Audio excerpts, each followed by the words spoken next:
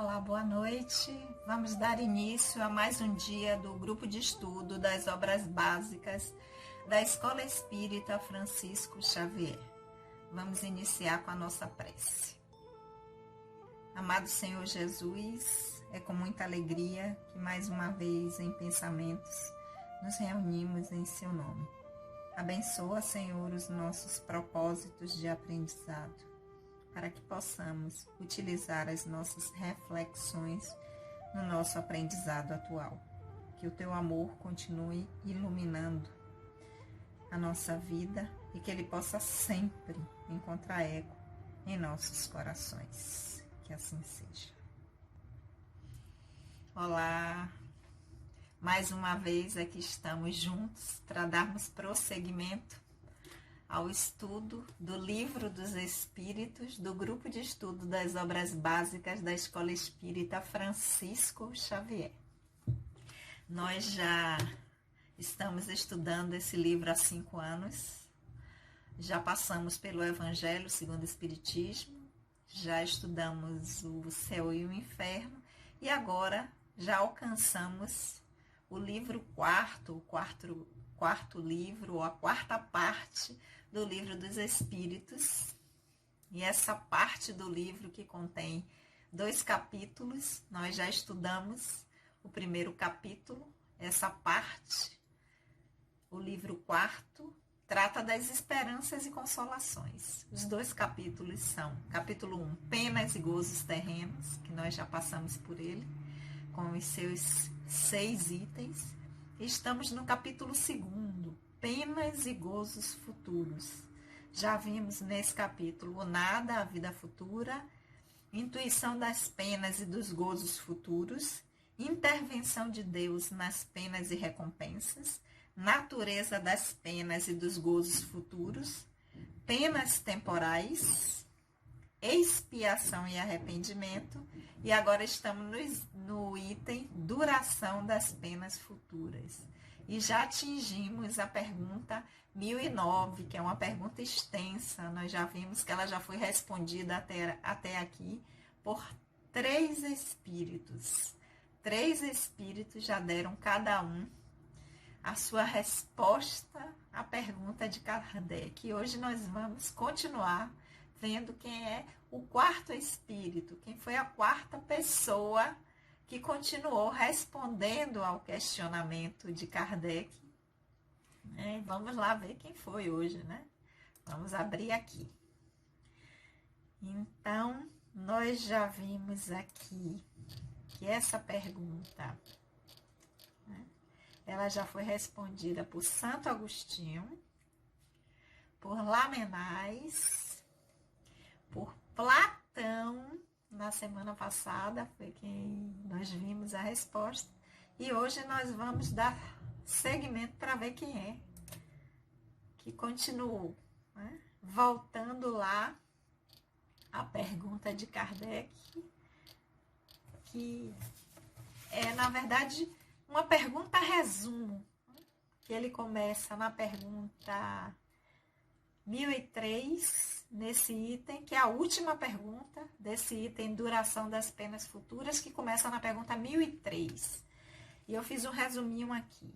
Da 1003 a 1008, Kardec fala sobre, pergunta, né, questiona sobre duração dos sofrimentos, se o sofrimento está subordinado a alguma lei, o que é que determina a duração desse sofrimento, como é a percepção do tempo de quem sofre, e se essa percepção do encarnado para o desencarnado é diferente, se essa duração de pena pode ser eterna, se existem espíritos que nunca se arrependem, se a duração dessa pena depende da vontade do espírito ou se é imposta ao espírito.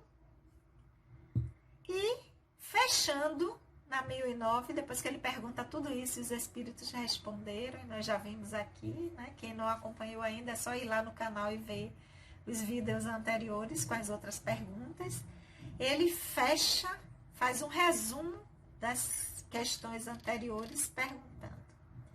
Então, segundo tudo isso que vocês já responderam, as penas impostas jamais seriam eternas? Essa é a pergunta 1009.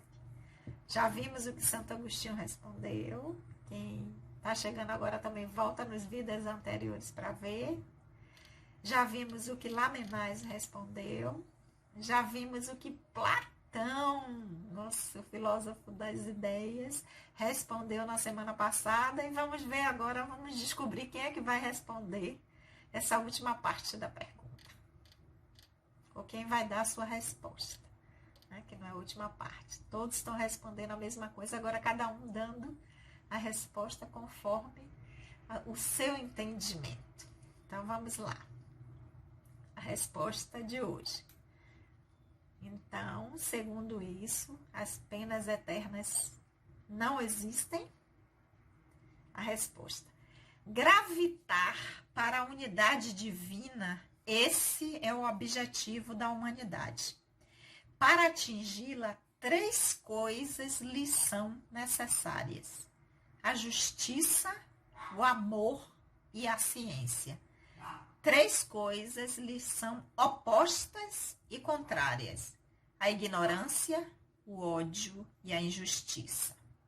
Pois bem, em verdade vos digo que mentis a esses princípios fundamentais ao comprometer a ideia de Deus com o exagero de sua severidade e duplamente a comprometeis, deixando penetrar no espírito da criatura o pensamento de que ela possui mais clemência, mansuetude, amor e verdadeira justiça do que costumais atribuir ao ser infinito.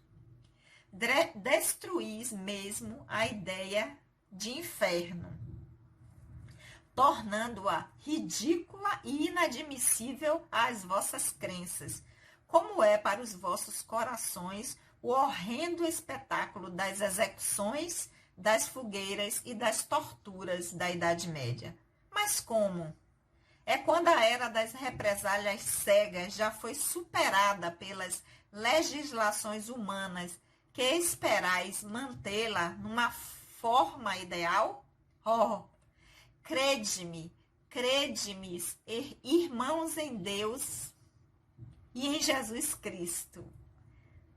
Crede-me ou resignai-vos a deixar perecer nas vossas mãos os vossos dogmas, para não permitir a sua alteração. Ou então, vivificai-os, abrindo-os aos benefícios eflúvios que os bons espíritos derramam neste momento sobre eles. A ideia do inferno, com suas fornalhas ardentes, com suas caldeiras ferventes, pode ser tolerada ou admissível num século mitológico, mas no século XIX não passa de vão fantasma que serve apenas para amedrontar as criancinhas e no qual estas mesmas já não acreditam quando se tornam um pouco maiores. Persistindo nessa mitologia apavorante, engendrais a incredulidade, origem de toda a desorganização social. Eis porque tremo ao ver toda uma ordem social abalada e a ruir sobre as próprias bases por falta de sanção penal. Homens de fé ardente e viva, vanguardeiros do dia da luz.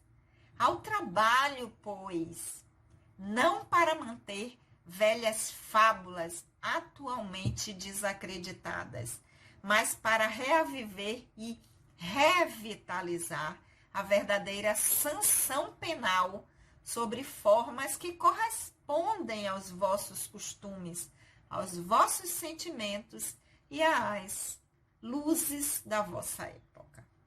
Quem é com efeito o culpado?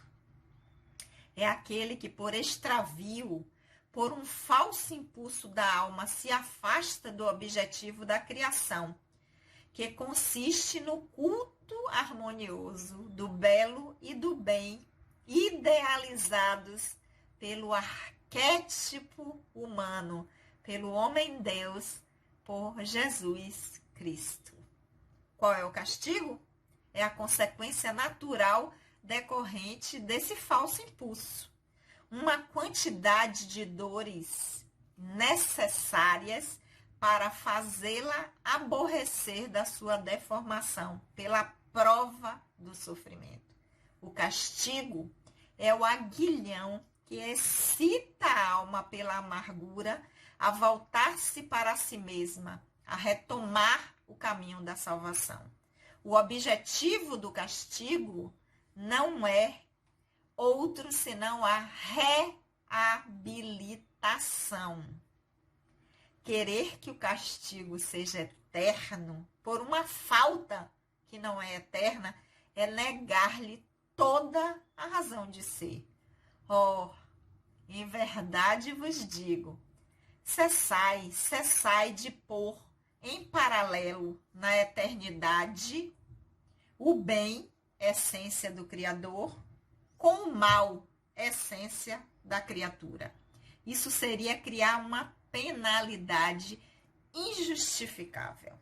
Afirmar é o contrário, o abrandamento gradual dos castigos e das penas pelas transmigrações e consagrareis pela razão ligada ao sentimento, a unidade divina. Assinado Paulo, o apóstolo. Isso mesmo, aquele que foi Saulo de Tarso e que depois se transformou em Paulo, o apóstolo dos gentios. Foi levar a mensagem do Evangelho, da Boa Nova, não apenas para os judeus, mas para todos. Grande, né? O comentário. A resposta de Paulo à pergunta de Kardec. Mas aqui a gente sabe, depois a gente vai voltando com cuidado, se não der pra gente dar conta dela toda hoje. A gente continua na semana que vem, porque a gente não tem pressa.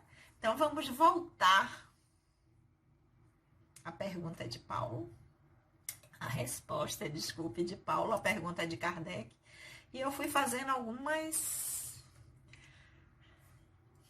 grifos aqui, em algumas partes da resposta, para que nós possamos compreendê-la e assimilar a essência do que Paulo quis nos chamar a atenção quando ele responde a pergunta de Kardec, que então, diante de tudo que foi respondido antes, as penas impostas jamais seriam eternas? Já vimos o que os outros responderam. E Paulo começa dizendo, né? Gravitar, ó coisa linda, gravitar para a unidade divina. Esse é o objetivo da humanidade. Todos nós chegaremos lá a entender o divino, o sagrado, que somos espíritos imortais, feitos pelo Criador para o amor, para amar. Esse é o objetivo da humanidade. E ele vai dizer, para atingir são necessários 3 coisas. Justiça, amor e ciência. Que lindo. Mas também 3 coisas são opostas e contrárias a isso. Então ele diz justiça, amor e ciência. E 3 coisas são opostas e contrárias. Ignorância, ódio e injustiça. Então, a justiça, o que lhe é contrário, o que lhe é oposto é a injustiça. O amor, ódio. E ciência é ignorância. Né? Acreditar, não acreditar nas leis naturais, não acreditar no desenvolvimento científico, na tecnologia, do que está posto aí, que foi alcançado pelo homem a partir da inteligência que foi dada pelo Criador. Continuando, ele diz, pois bem, A gente, quando ouviu isso lá na resposta, né? Em verdade vos digo, a gente já começou, poxa, quem será que está falando essa linguagem tão próxima da linguagem do mestre, né? Em verdade eu vos digo.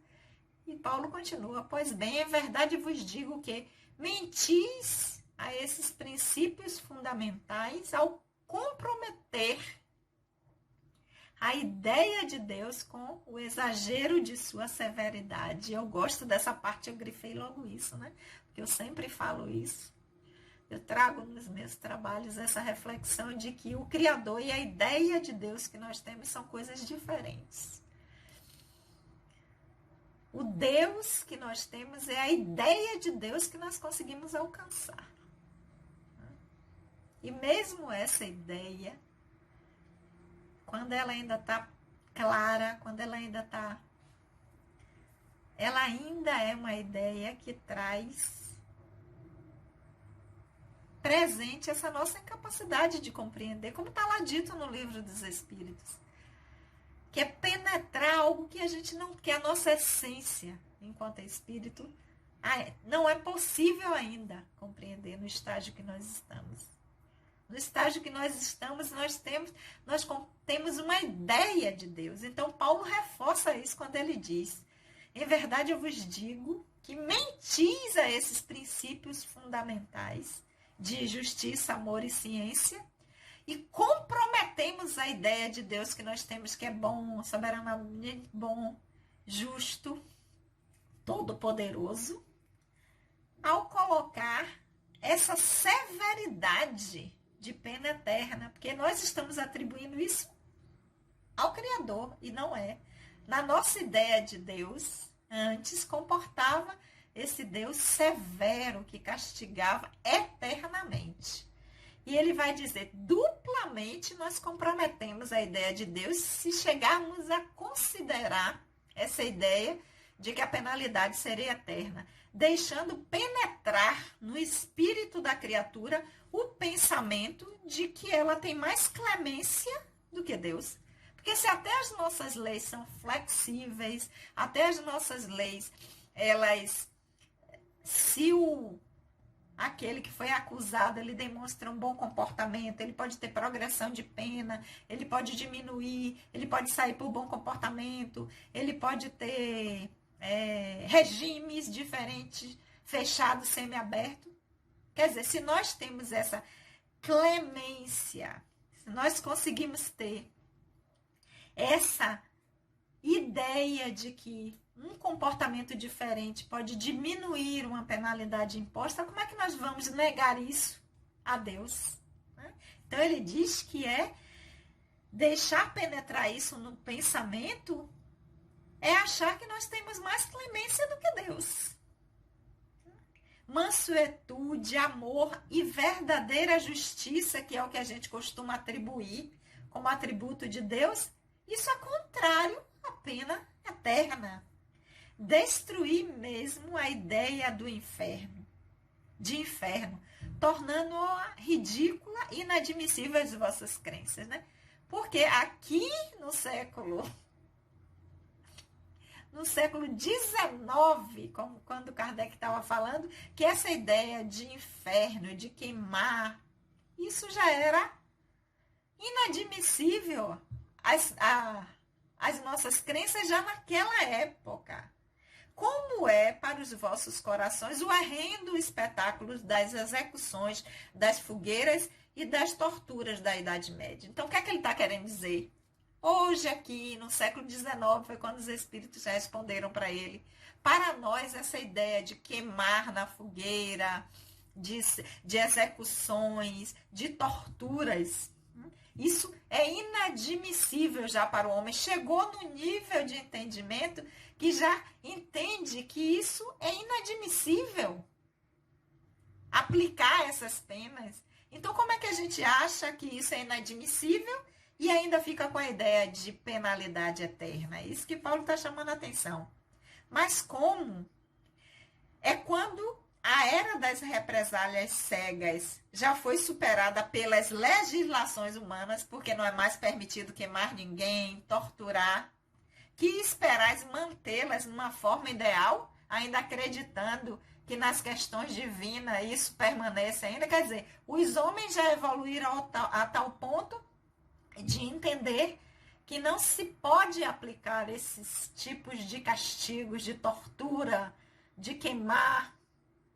Mas quando se trata da ideia de Deus, a gente ainda admite a ideia de penalidade eterna? Porque eterno não acaba nunca o castigo. Mas vamos lá que ele falou ainda muito mais coisa, né? E aí, prosseguindo, ele diz: ó, crede-me, irmãos, em Deus e em Jesus Cristo. Crede-me ou resignai-vos a deixar perecer nas vossas mãos todos os vossos dogmas, por não permitir a sua alteração. Ou então vivificai-os, abrindo aos benéficos, eflúvios que os bons espíritos derramam nesse momento sobre eles. Ou seja, ao invés de se agarrar aos dogmas, porque está lá escrito, está no livro, está na Bíblia, está no Novo Testamento, e então é dessa forma, ao invés de se agarrar com esses dogmas de que eles não podem mudar e que eles não podem ser alterados, vivifique-os, abrindo-os, trazendo um novo entendimento através do que os bons espíritos estão nos mostrando, uma nova forma, uma nova maneira de enxergar, de refletir sobre o que estava lá. Então, porque senão, se a gente não vivifica essas ideias, não contextualiza ela para agora, para o momento que nós estamos vivendo, certamente elas morrerão, né? Elas vão perecer em vossas mãos. Ou a gente se abre para um entendimento diferente, elas morrem, porque ninguém mais vai acreditar. A ideia do inferno com suas fornalhas ardentes, com suas caldeiras ferventes, pode ser tolerável ou admissível num século mitológico, lá atrás. Nós entendíamos dessa forma, porque ainda não tínhamos nem condições, recursos para a gente verificar que isso não era possível. Mas no século XIX, a época de Kardec, 1857, e aí a gente traz hoje, mas no século XXI, no ano de 2020, não passa de vão fantasma que serve apenas para amedrontar as criancinhas, e no qual estas mesmo já não acreditam quando se tornam um pouco maiores. Ou seja, naquela época, lá no século XIX, as crianças podiam até se assustar com isso.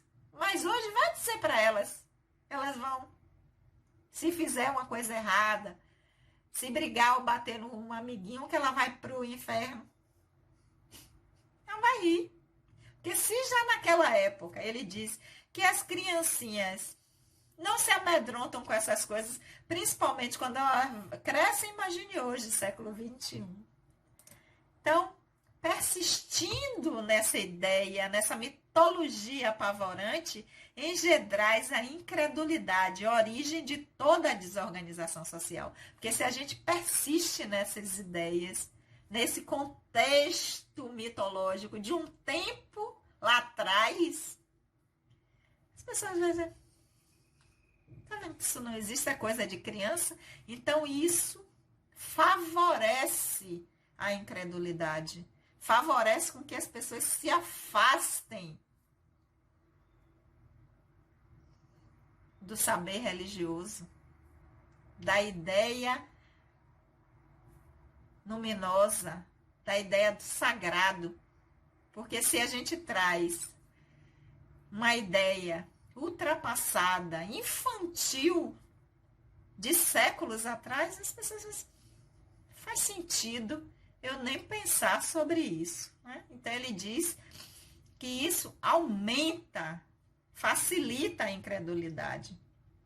Eis porque tremo ao ver toda uma ordem social abalada e a ruir sobre as próprias bases, ou seja, o materialismo imperando aí, as pessoas sem acreditar por isso, por conta dessas ideias pueris, infantis de lá de trás, por falta de sanção penal. Homens de fé ardente e viva.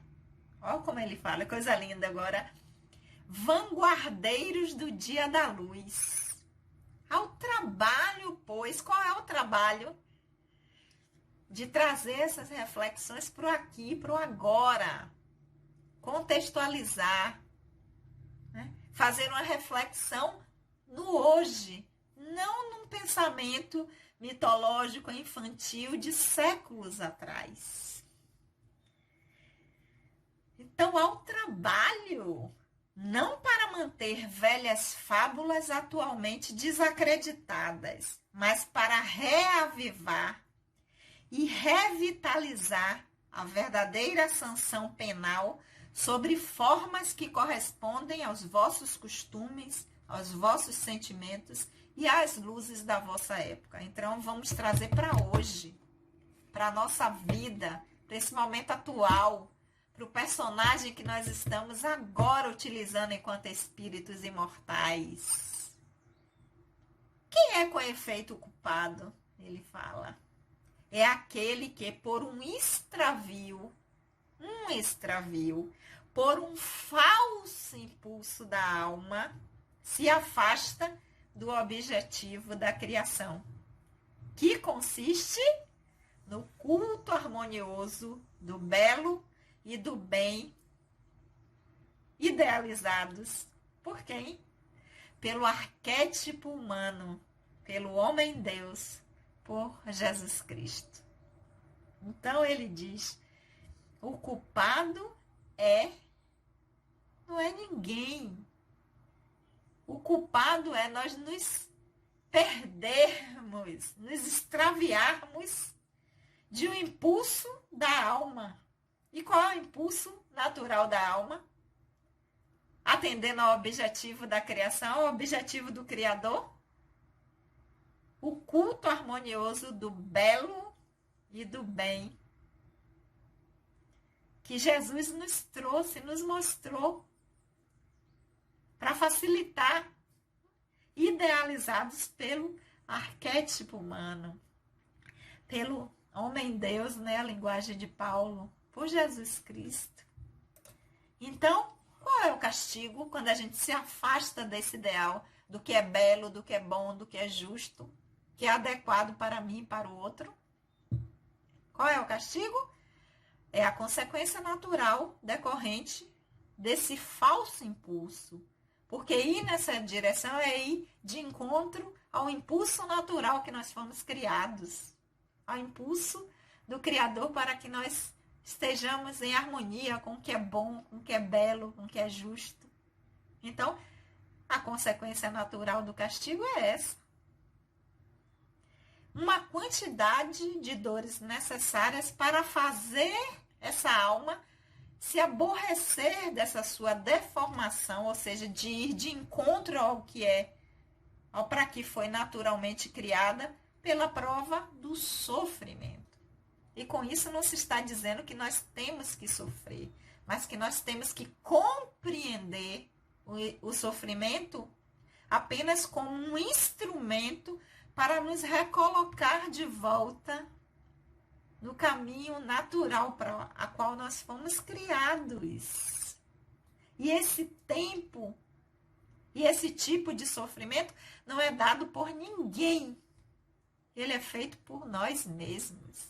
Então, o castigo, ele vai dizer, é o aguilhão que excita a alma pela amargura a voltar-se para si mesma, a retornar ao caminho da salvação. Então, o sofrimento, as dificuldades é um chamamento para que nós possamos retornar ao caminho que nos leva à felicidade, para a qual nós fomos criados. E ele não é dado por ninguém. Ele não é colocado.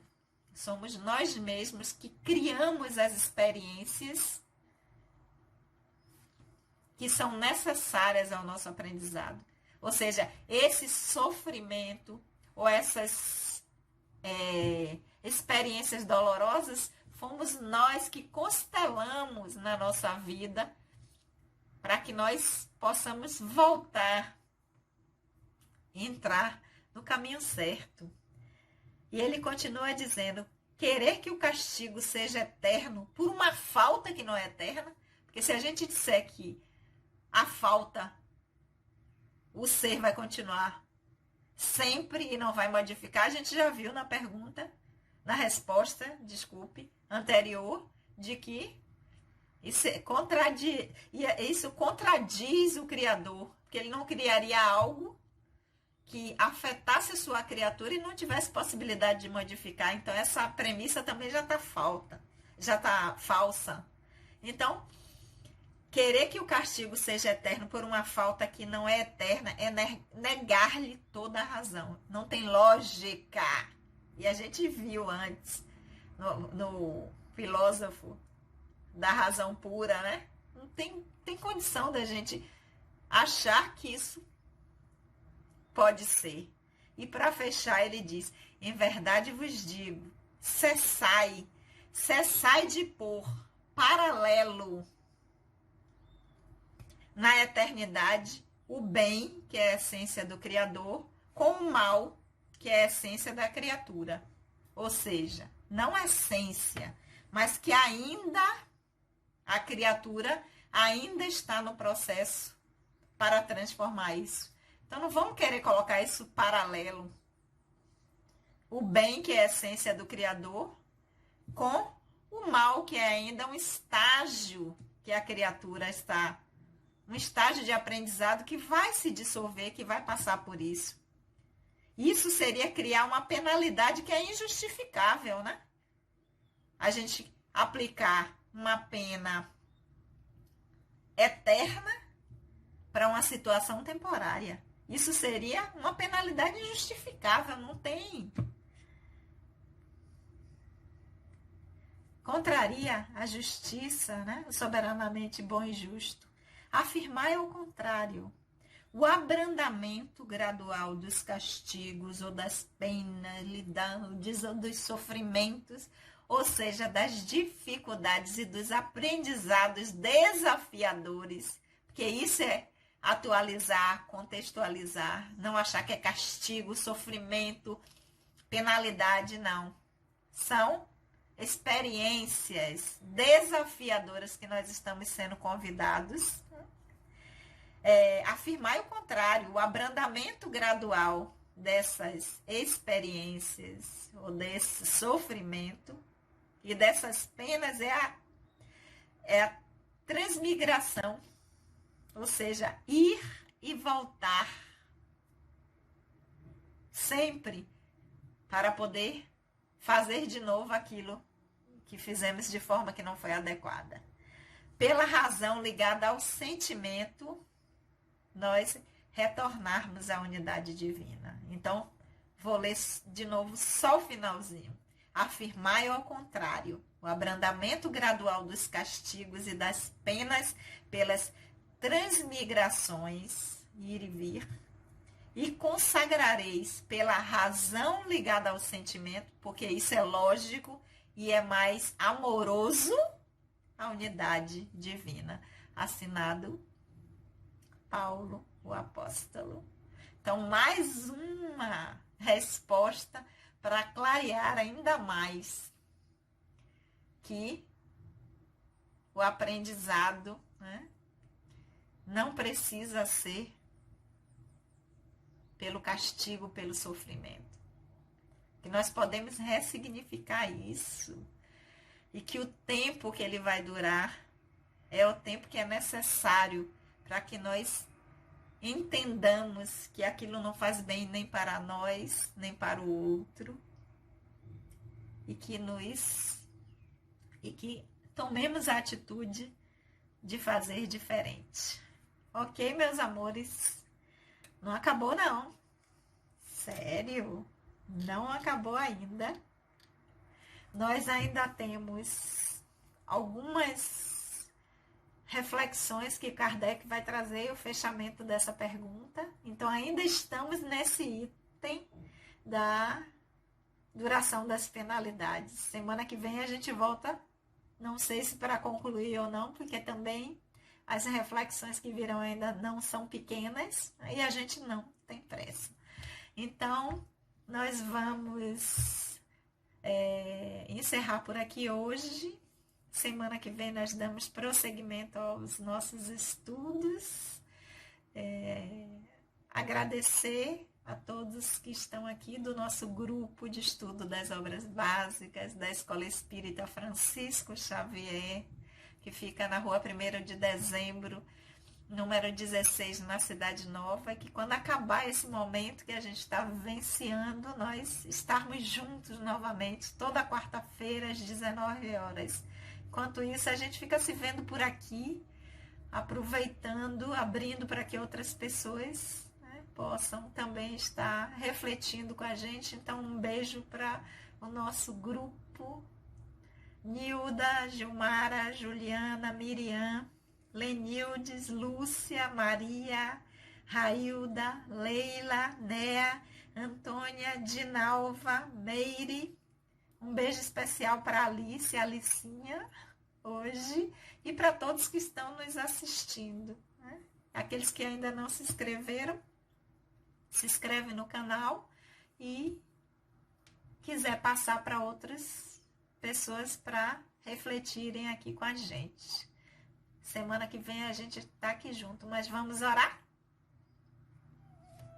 Querido amigo, nós te agradecemos por esses momentos de reflexões, que o teu amor, querido Senhor, continue a sustentar em nós esse desejo de permanecermos na busca e que Ele possa sempre, amado Senhor Jesus, encontrar eco em nossos corações. Que assim seja.